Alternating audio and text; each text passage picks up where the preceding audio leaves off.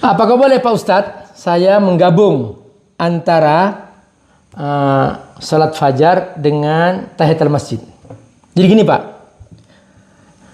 salat tahiyatul masjid itu disunahkan di masjid yang tidak ada Ka'bahnya.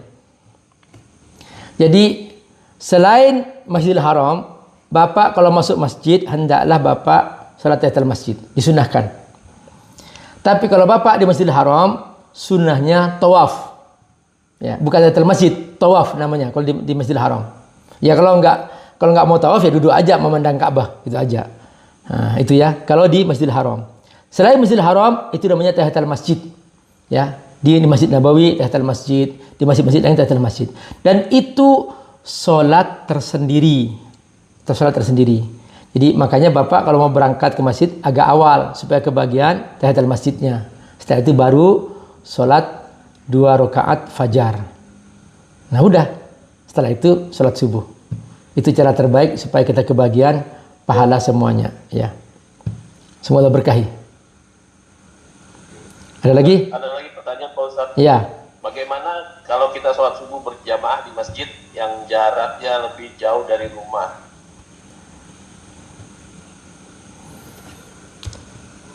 Semakin jauh masjid yang Bapak tempuh, maka semakin banyak dosa yang kehapus. Karena kata Nabi, kullu khutwatin takhtu biha, semua langkah yang kamu langkahkan untuk salat berjamaah di masjid, ihdaha takhuttu khati'ah wal ukhra tarfa'u darajah. Salah satu dari langkahnya itu menghapus dosa dan salah satu langkahnya itu mengangkat derajat di surga. Jadi itu keuntungannya. Karena dulu ada salah seorang sahabat, dia minta izin ke Nabi, wahai Nabi, masjid dari rumahku sangat jauh. Boleh nggak aku pindah ke dekat Masjid Nabawi? Kata Nabi, jangan pindah.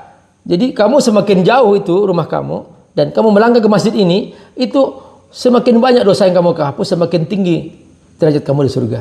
Itu keuntungannya ya. Itu silahkan memilih untuk mendapatkan masjid terbaik. Dan sholat terbaik di masjid jami'. Itu masjid yang ada sholat Jumatnya, itu yang paling bagus, lebih afdal daripada sekedar musholla misalnya yang kita dekat di situ.